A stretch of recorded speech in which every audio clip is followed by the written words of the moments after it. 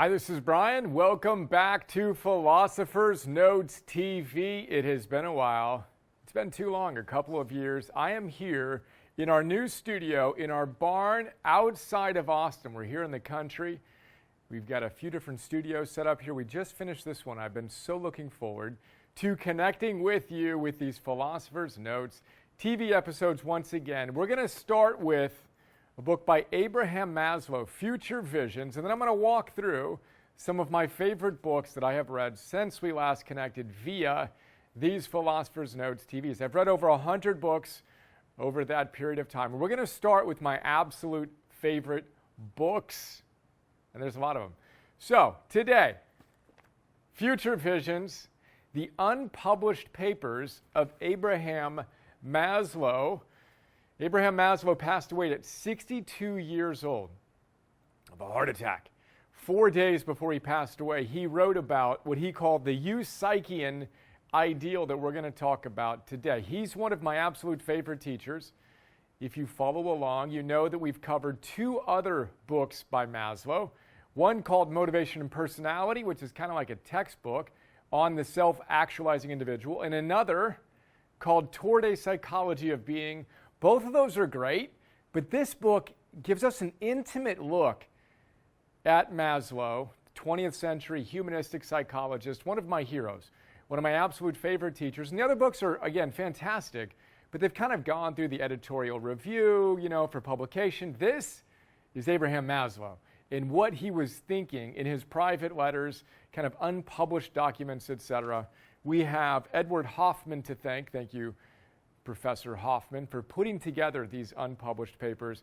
Absolutely love it. There's only one Amazon review. No one's heard of it. No one's read it. I heard of it from Scott Barry Kaufman, professor at the University of Pennsylvania, who wrote a book called Transcend, we'll be featuring soon, which is on the new science of self-actualization. Kind of extends Abraham Maslow's thoughts. But he shared a passage from this book on the Jonah complex, which we're going to talk about in a little bit. Basically, ignoring the call from God to follow your destined path. Maslow had some intense stuff to say about that. So, Future Visions, Philosopher's Note, we've got a handful of big ideas. We're going to cover a few of my favorites now. Let's start at the top. So, the vow, the very first idea that I pulled out in this note is Abraham Maslow describing the experience he had as a young man when he realized what he was here to do with his life. He said, I made a vow that I was going to make a contribution to the fields of philosophy, psychology, anthropology. He said, I don't know why I picked those three, but I just knew this is what I was here to do. And he said that the vow that he made, had it been 500 years ago in King Arthur's court, he would have sat by his sword overnight in a vigil. It was that level of commitment, that depth of commitment. Super inspiring, super powerful to hear him describe his commitment to his own work, to his own process.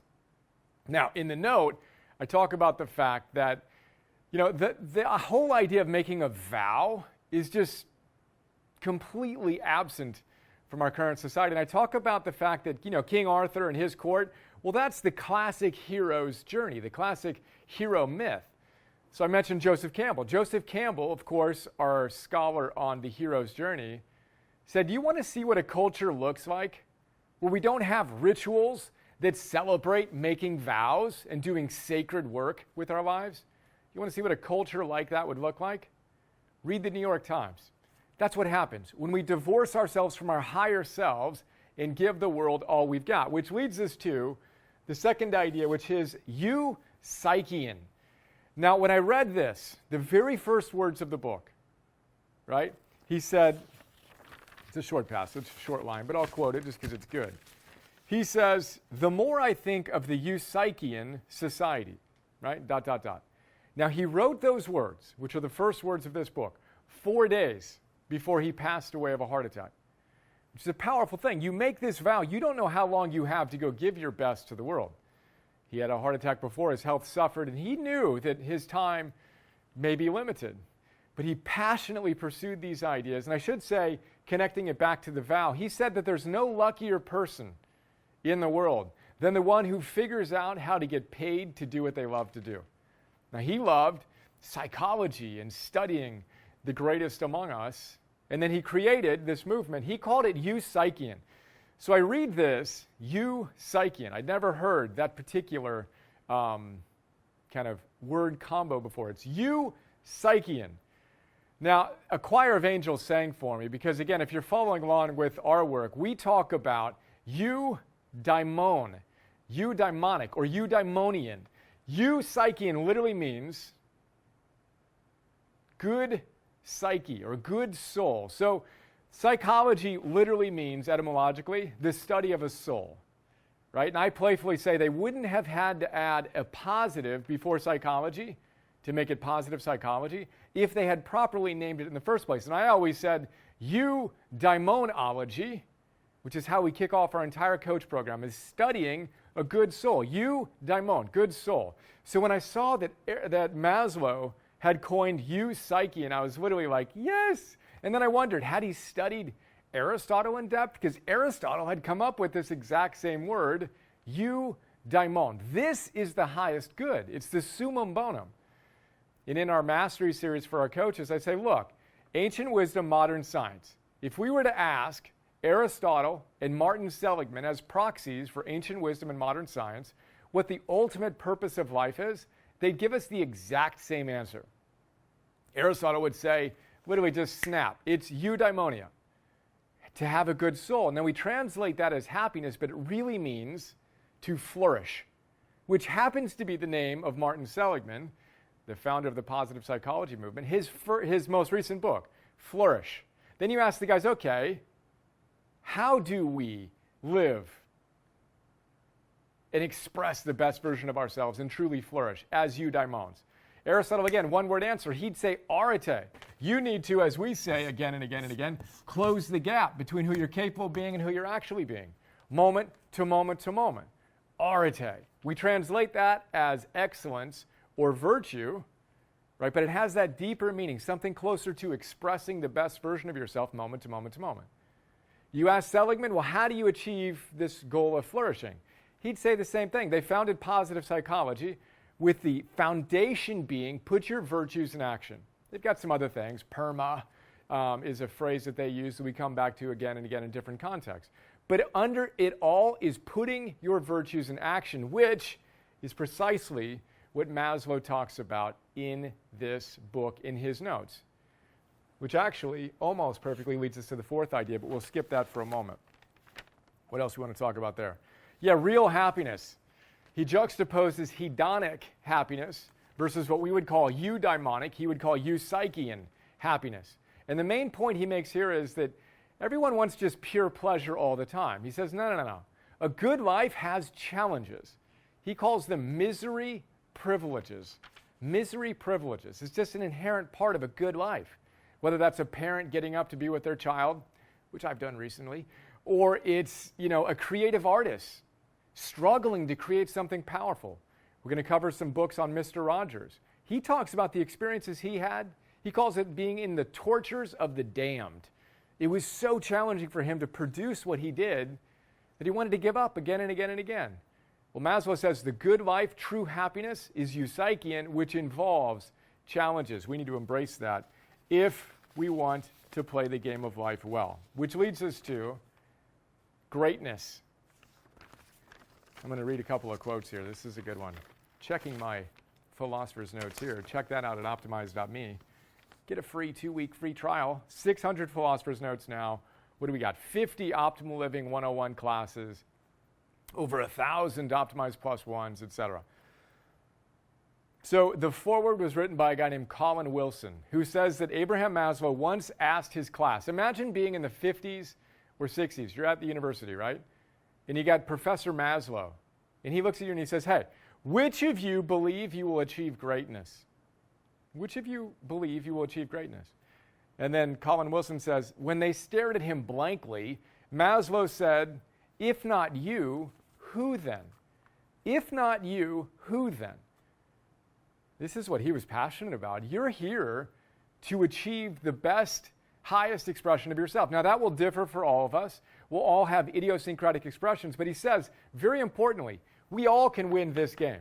We can all show up in this moment, which actually is a perfect segue to another thought I wanted to share directly from Maslow. He says, anybody, any person whatsoever, under any circumstance whatsoever, can be a psychological success, at least in the above sense, of doing the best that one can and doing fully what one can, to be himself or herself, and to accept the reality of himself or herself.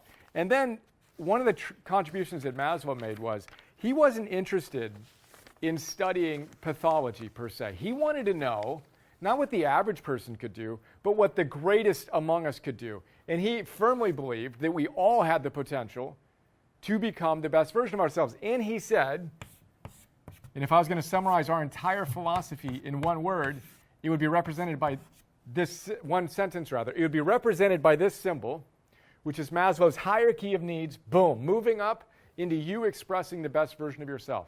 He said, what one can be, one must be. What one can be, one must be. Then he offers this great line again. I'm going to share it directly from him.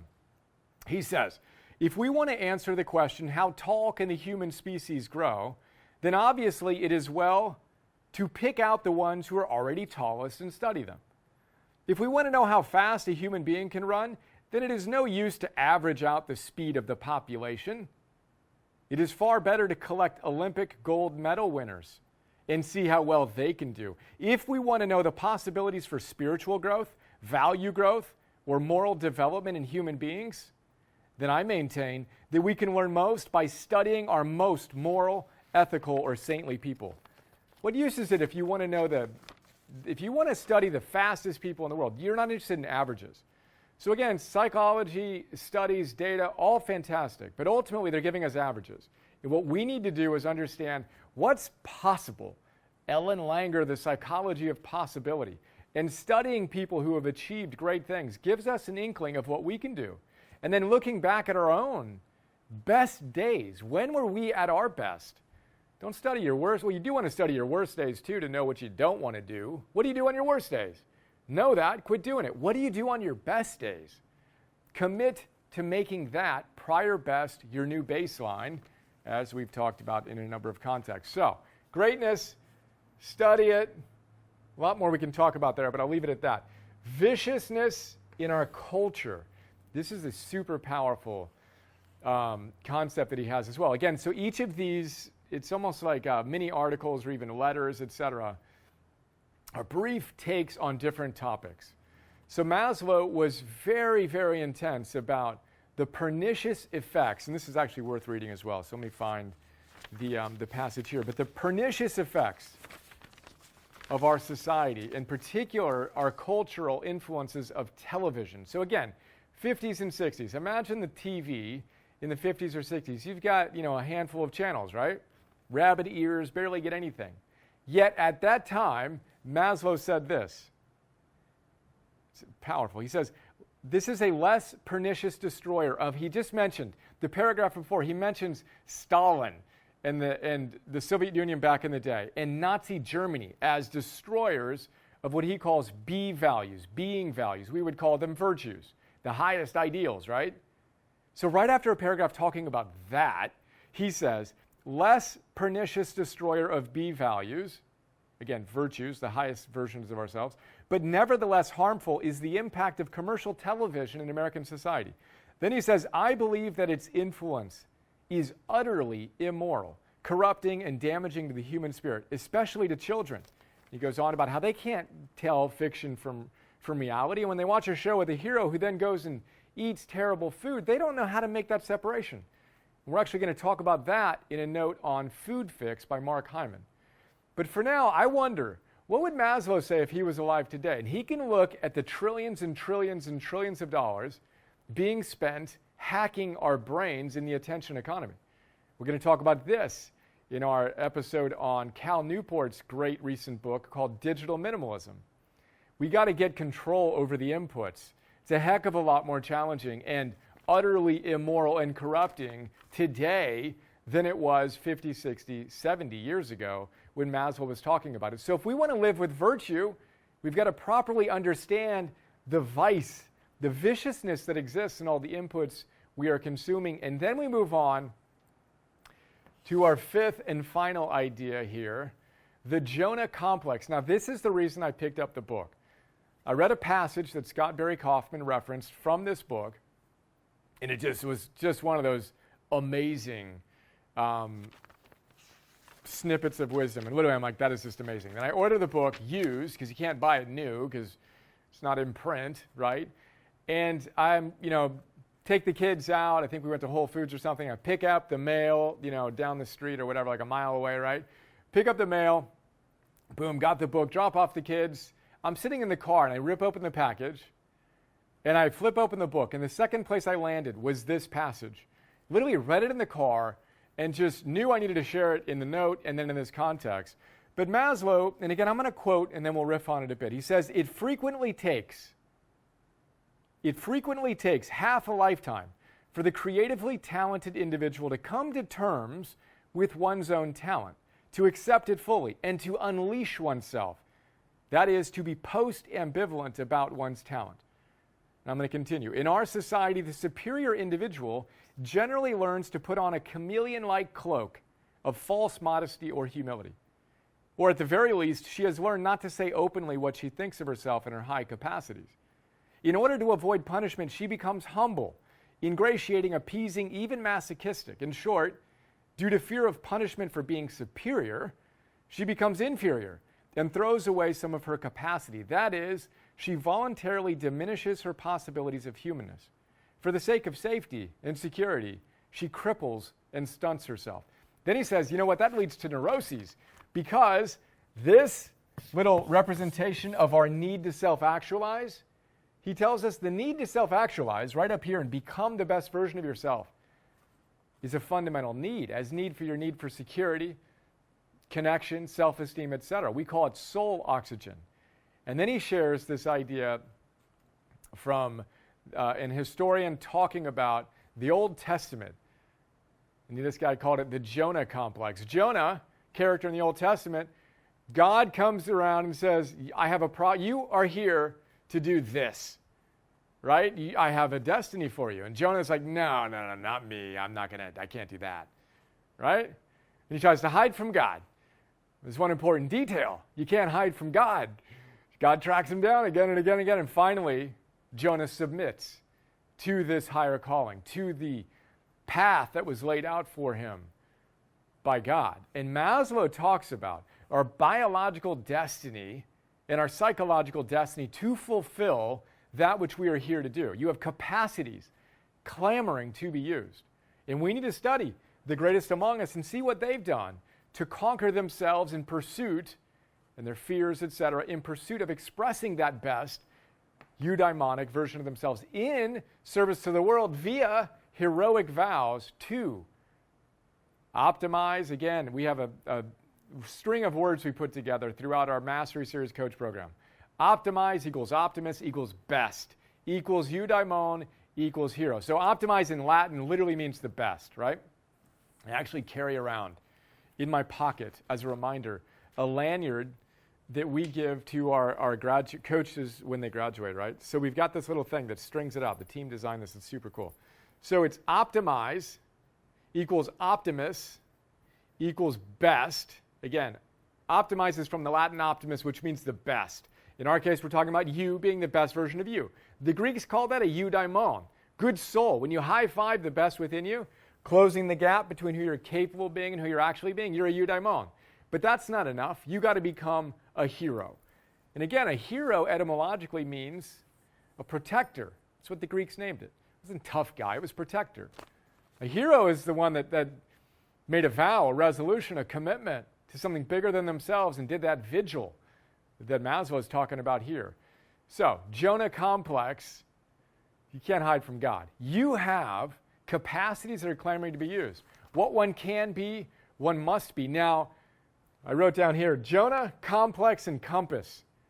Ultimately, Maslow tells us that the difference between the one that doesn't actualize their potential and the one that does, I'll let him say it directly. He says, the difference between the diminished individual, wistfully yearning toward full humanness, but never quite daring to make it, versus the unleashed individual, and I love that word, unleashed, post-ambivalent, growing well toward her destiny is simply the difference between fear and courage. That's the difference. We need to step up and have that courage. Now, I wrote courage because we have this little virtue compass that I've been working on a lot since you and I chatted last, right? So virtue compass. We're actually making a compass right now that you can look at, where I distill. We have a +1 I'll link to in this one as well, so you can check it out. But basically, there are 4 cardinal virtues in ancient philosophy that are shared across basically all traditions. Wisdom. We define wisdom as knowing the game you're playing and how to play it well. It's the ultimate virtue. Then you have self-mastery. Self-mastery is the ability to get yourself to play that game well now. Boom. Wisdom, self-mastery. It's not enough to know what you need to do, although it's very important, by the way, because most people get caught up in hedonic pursuits. You need to go after eudaimonic. That's wisdom. Then we have over here courage. I draw a heart to represent that because courage comes from the Latin word that means heart and French words that mean heart. So just as your heart pumps blood to your organs and arms and legs, courage is the virtue that vitalizes all the other virtues. Without courage, which science defines as the willingness to act in the presence of fear, none of this stuff matters. But then that's not it. Then we end with love. Love is the flowering of all of this. It's why we do what we do. A hero is a protector, literally, etymologically. We have the strength for 2. Love is our secret weapon. That's our optimized compass. We've got some other ones I'll skip right now that we'll hit another time, I'm sure. But for now, your destiny is calling. I'll let Maslow send us out. And it's courage. It's the willingness to act in the presence of fear. We're never going to get rid of all the fear, but we need to take the step forward into the next best version of ourselves to achieve greatness in service to the world. Today is always a good day to do it. So think about what you can do to move through any fear you might be having, to close that gap, etc.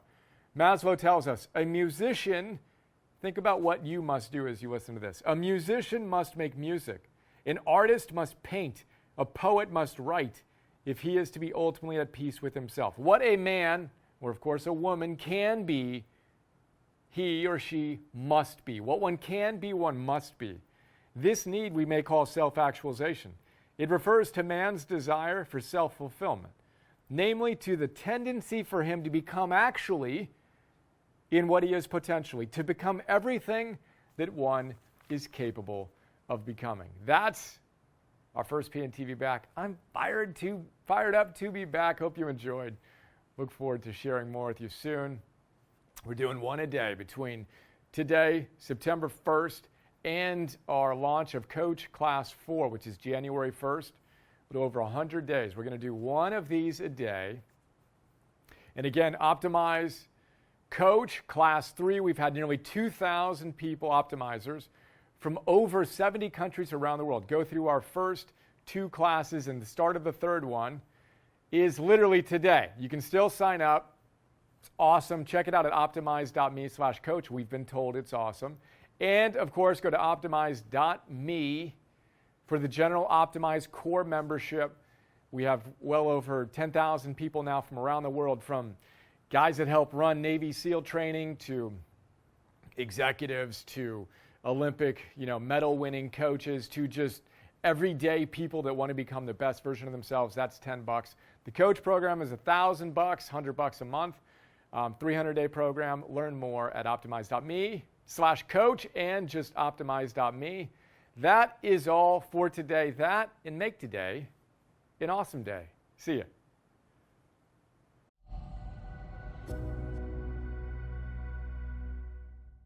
Hey guys, this is Bri. Hope you enjoyed that video. We have a lot of people ask us what Optimize is all about, so I just wanted to give you a super quick tour of our site, tell you what we do. We do 2 primary things. We have an Optimize Core membership, and we have an Optimize Coach certification program for people that want to go from theory to practice to mastery. So the core membership is basically $10 a month, depending on whether you do monthly or annual, and you get instant access to over 500 philosophers' notes, the 6-page PDF, 25-minute or so MP3 recordings of these great books. And then you get over 1,000 Optimize Plus ones, 50 Optimal Living 101 master classes, etc. And we have a free trial the team set up. Get it, free for 14 days, and then go from there if you like it. So we're blessed to have a lot of people who subscribe to this, including some of my friends who happen to be some world-class peak performance gurus like Tal Ben-Shahar, who taught two of the largest classes in Harvard's history, starts every day with Optimize. Ben Greenfield, friend and coach. Optimize is, bar none, my go-to source for taking a deep, efficient dive into some of the world's best books via the Philosopher's Notes. It's an indispensable resource. Thank you, Ben. Marcy Shimoff loves Philosopher's Notes. Mark Devine, retired U.S. Navy SEAL commander, dear friend, who starts his days with Optimize Plus One. Win in the mind routine to charge him up for the day's battle. If you're serious about leading heroically, I recommend you use them too. Hoo-yah, thank you. And 10,000 plus other awesome humans around the world. That's the core membership. Then we have, and I should say we have apps. Excuse me, you can get apps, iOS and Android. We feel pretty proud and blessed to have basically a 4.9 ranking and people saying some great things. You can check that at optimize.me/apps.